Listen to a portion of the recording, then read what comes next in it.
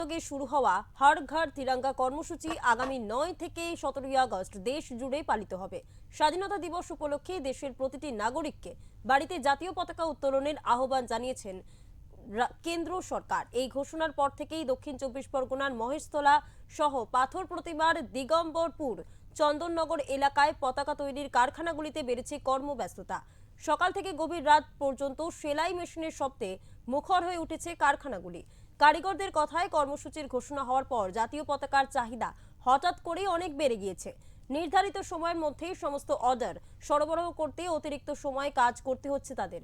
ব্যবসায়ীদের আরও দাবি রয়েছে, অন্যান্য বছরের তুলনায় এই বছর অর্ডারের সংখ্যা উল্লেখযোগ্যভাবে বেশি, তাই দিনরাত পরিশ্রম করে তৈরি হচ্ছে হাজার হাজার জাতীয় পতাকা।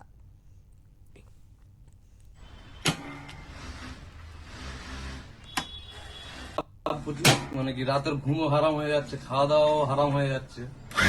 মোদী সরকারের মানে ঘর ঘর তিরঙ্গার এই কথাটা বলার পর থেকে মানে চাপটা আর প্রচুর হয়ে যাচ্ছে, মানে রেস্ট টোটালি পাচ্ছি না। আপনি কাজের সঙ্গে কত বছর যুক্ত আছেন? আমি 12 বছর। 15 আগস্টের বাজার তো প্রতি বছরই হয়, ভালোই হয়, কিন্তু এবছরে বিজেপি সরকার আসায় ঘর ঘর তিরঙ্গা বলতেই এত চাপ বেড়ে গেছে যে সে মাল আমাদের দেওয়া অসম্ভব। এত মাল তৈরি করব কিভাবে, দেব কিভাবে? এগুলো দিন- আপনারা হ্যাঁ। কোথায় সাপ্লাই দেন? এগুলো আমাদের সমস্ত জায়গায় চলে যায়, বড় বাজারে বিশেষ করে চলে যায়, সব বড় বাজারেরই অর্ডার। এগুলো কি পশ্চিমবাংলার